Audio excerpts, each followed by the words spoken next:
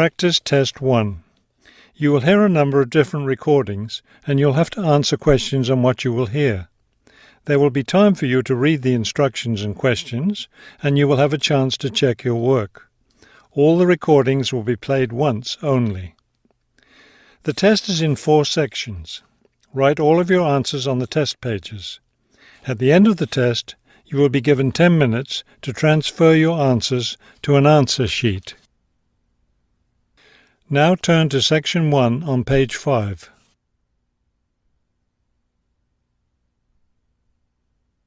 Section 1. You will hear a man asking for information about language classes over the phone. First, you have some time to look at questions 1 to 4 on page 5.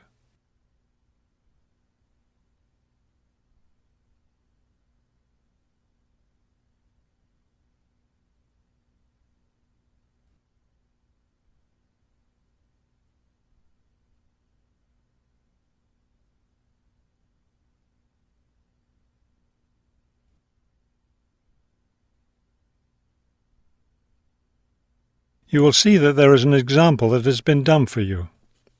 On this occasion only, the conversation relating to this will be played first. Good morning, Globetrotters Language School. How may I help you? Yes, I was wondering if you could give me some information on language classes. The woman answers the phone. Globetrotters Language School. So the word Globetrotters has been written at the top of the form. Now we shall begin. You should answer the questions as you listen, because you will not hear the recording a second time. Listen carefully and answer questions 1 to 4. Good morning, Globetrotters Language School. How may I help you? Yes, I was wondering if you could give me some information on language classes. Certainly.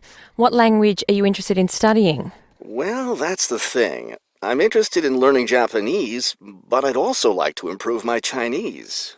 I don't know which to study right now. Maybe the class schedule will help you decide. Did you want to study in the morning, afternoon, or evening?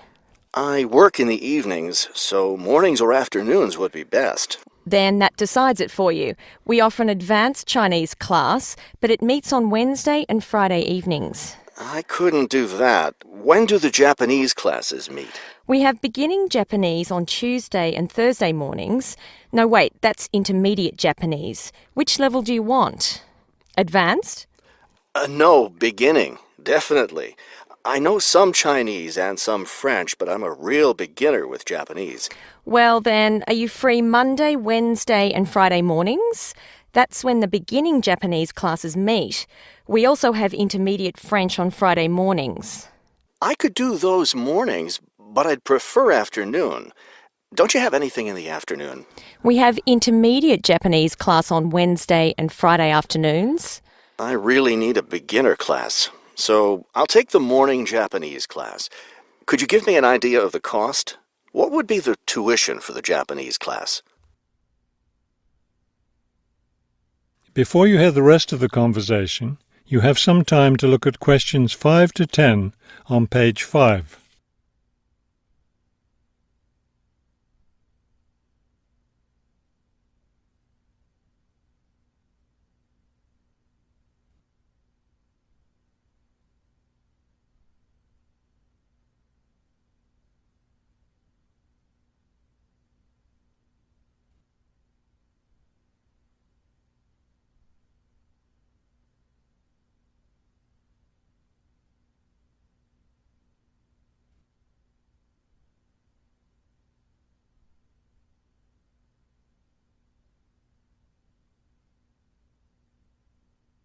Now listen and answer questions 5 to 10. The beginning level classes meet 3 times a week, so they cost a bit more than the other levels. For a 6-week course, the cost would be $575. That's a bit steep. If it's hard for you to pay that much, you could sign up for just 4 weeks of class and pay $410, or you could pay for 1 week at a time at $125 a week. That comes out to be much more expensive once you add up all the weeks. That's true. You can save money by registering for 2 levels together. For example, pay for your beginning and intermediate classes now, and you'll get 12 weeks of class for just $1,050. That's not a bad deal, but I can't come up with that much money at once. I'll just pay for the 6-week course. Fine. That class begins next week, so you need to register right away. Can't I register over the phone? No, I'm sorry, we don't take phone registrations. What you'll need to do is visit the school office today or tomorrow. Bring a cheque for the tuition and a photo ID. Is that all? Yes, we'll give you a registration form to complete, or you can save time by visiting our website and downloading the form there. Complete it and bring it into the office with your cheque. Great. I'll stop by this afternoon. Fine. When you arrive, ask for Mr. Lindsay. He's in charge of student registration. I'm sorry, Mr. Who? Mr. Lindsay, spelled Lindsay. Thank you for your help. Thank you. We'll look forward to seeing you in class. That is the end of section 1. You now have half a minute to check your answers.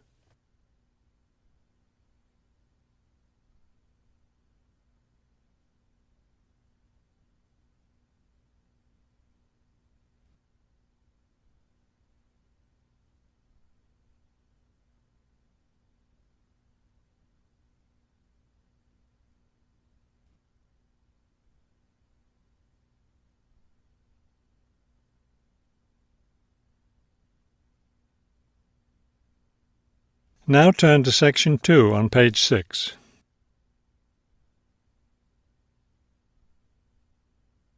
Section 2.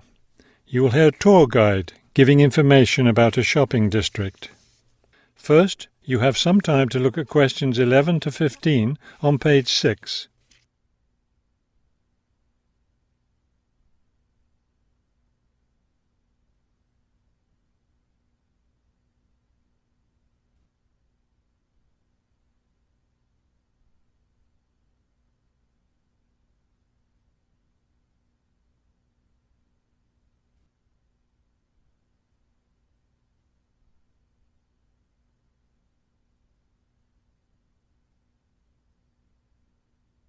As you listen to the first part of the talk, answer questions 11 to 15.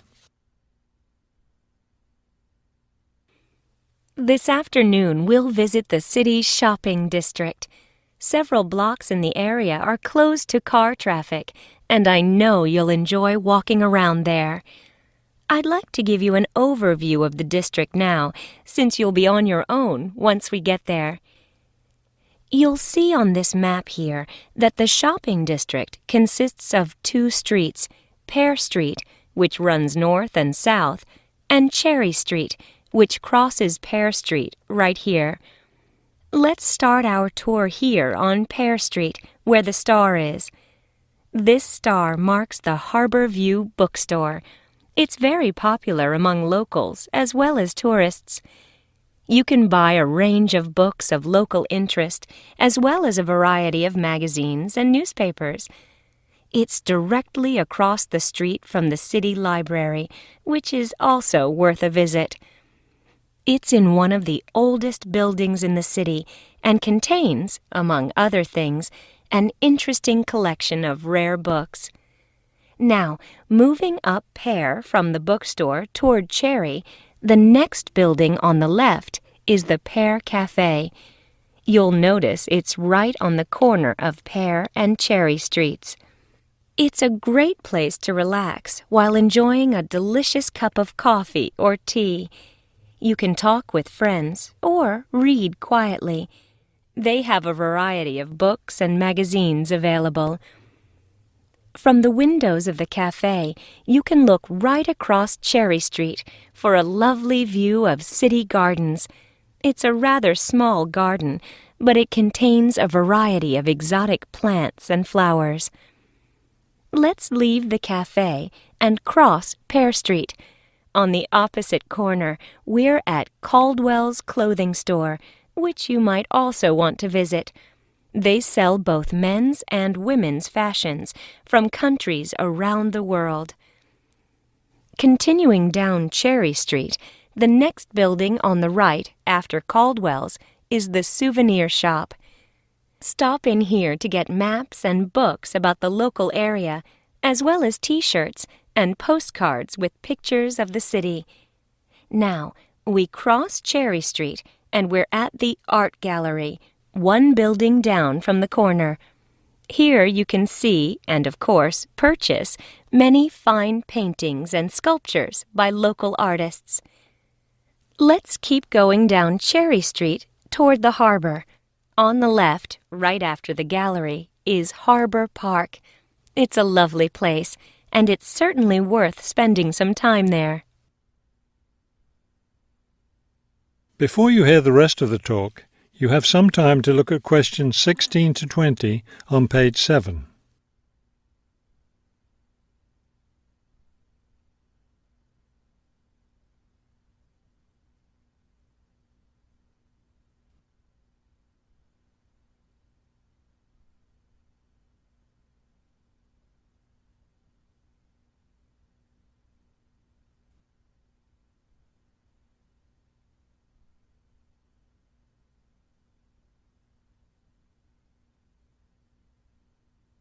Now listen and answer questions 16 to 20. Harbor Park was built on land donated to the city by Captain Jones, a lifelong resident of this city. Captain Jones designed the park himself, and it was built in 1876. Exactly in the center of the park, a statue of Captain Jones was erected, and it's still standing there today. It shows Captain Jones on the bow of his ship. After viewing the statue, you can follow the path that goes through the woods just behind. It will lead you to a lovely garden, in the middle of which is a fountain.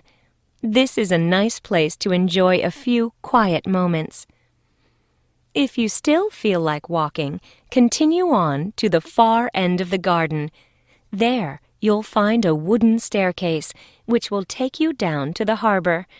You might enjoy the view of the boats from there. There's also a walking path along the water, which will eventually bring you back up to Cherry Street. You can see that there's plenty to do in this part of the city. The bus leaves at 1:30. That is the end of section 2. You now have half a minute to check your answers.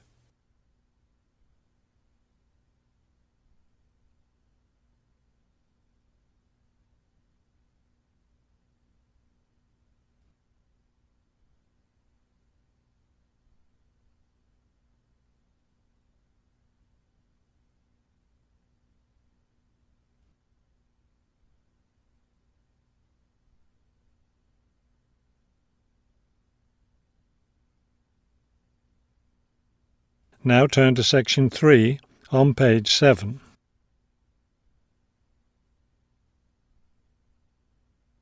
Section 3.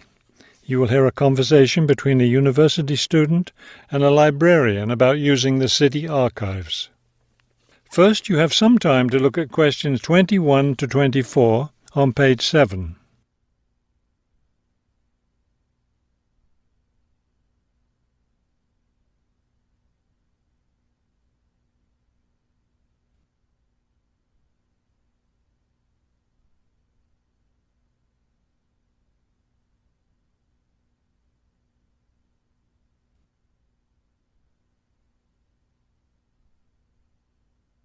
As you listen to the first part of the conversation, answer questions 21 to 24. Hello. I was wondering if you could give me some information about using the archives? I'd be happy to. Are you a resident of the city? Actually, I live just outside the city, but I study at the university downtown. That's fine.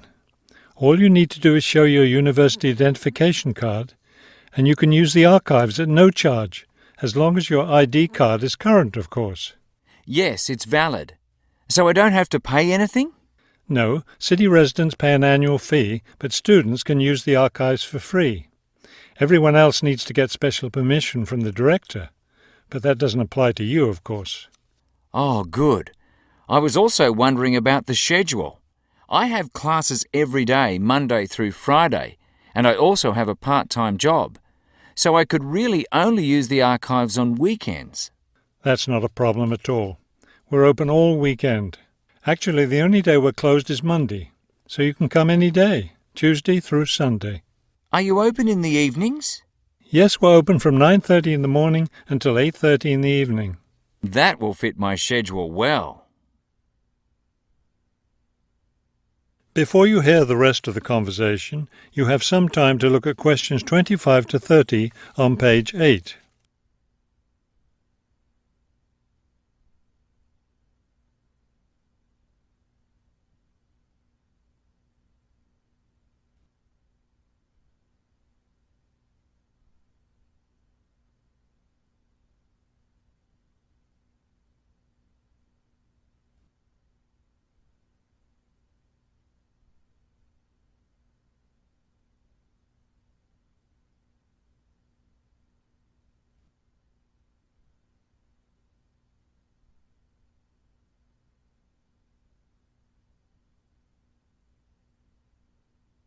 Now listen and answer questions 25 to 30.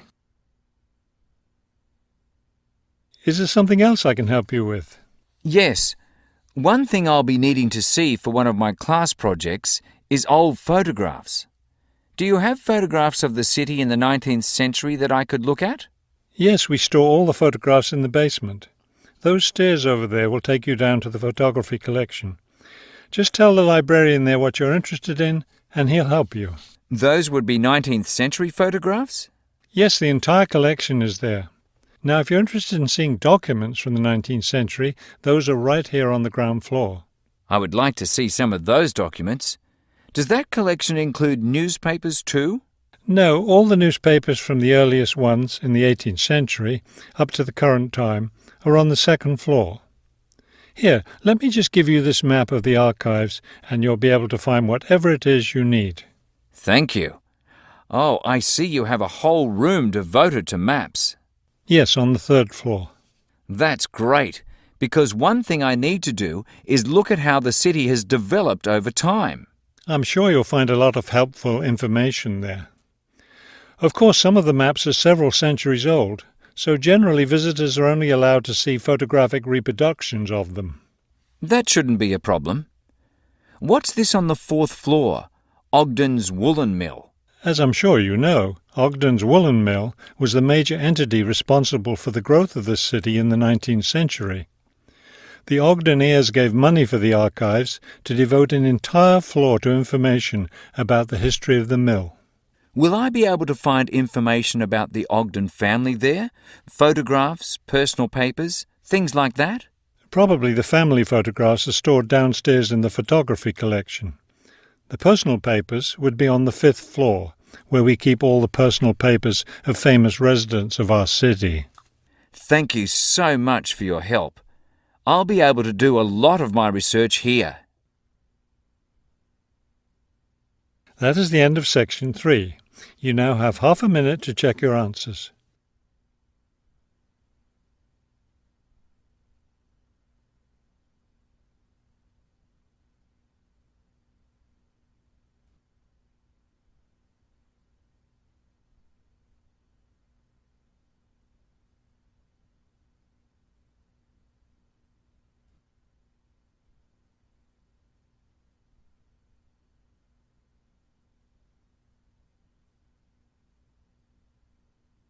Now turn to section 4 on page 8.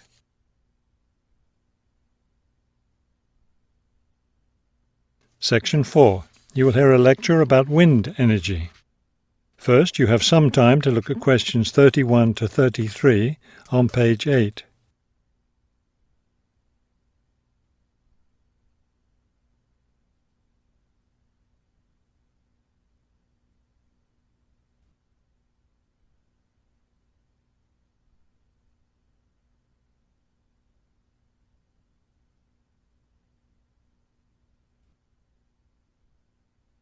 Now listen carefully and answer questions 31 to 33. With the rising cost of fossil fuels, there's a great deal of interest these days in developing alternative sources of energy. Today, I'd like to talk about one of these: wind power. In the past couple of decades, there's been an upsurge of interest in using the wind as a source of energy, but the idea isn't new at all. People have been harnessing the power of the wind for centuries, ever since ancient peoples first used sailboats. In ancient China, farmers used a rudimentary sort of windmill to pump water. Wind power was used in other parts of the ancient world as well. In Persia, for example, farmers used wind-powered mills to grind their grain. During the Middle Ages, in the Netherlands, people went back to the ancient idea of using the power of the wind to move water. They used windmills to drain lakes, thereby creating more land for farming. Before you hear the rest of the talk, you have some time to look at questions 34 to 40 on page 9.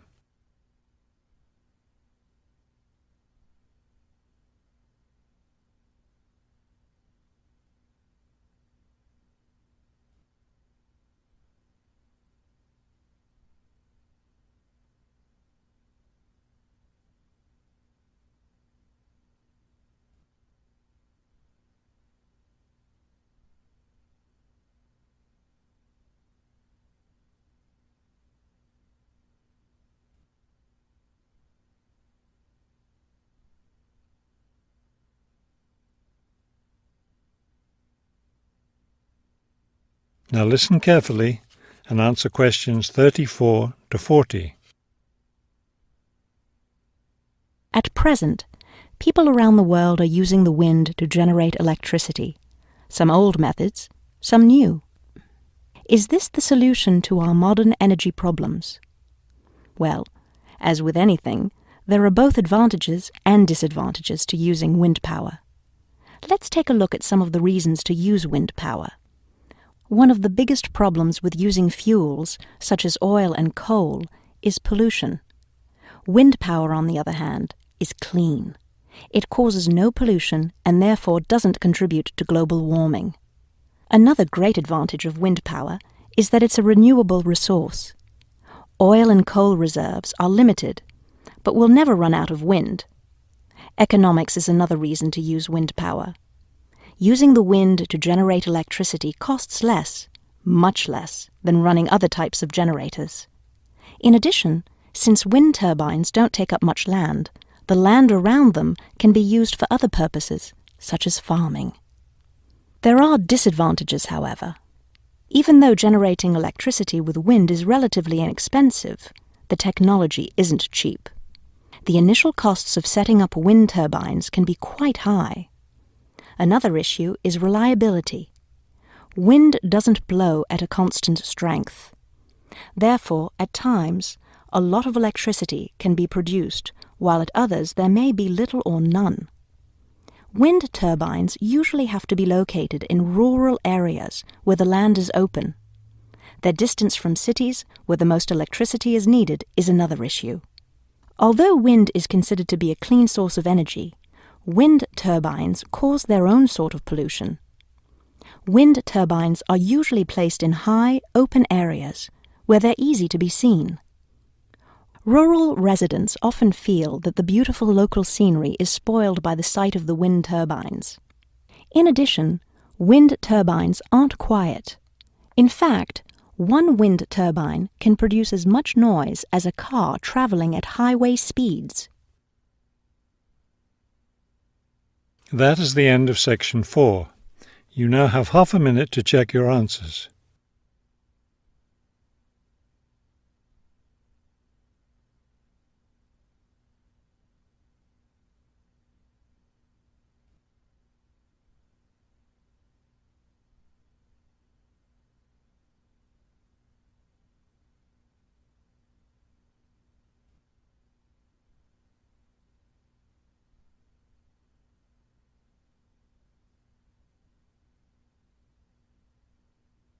You will now have 10 minutes to transfer your answers to the listening answer sheet.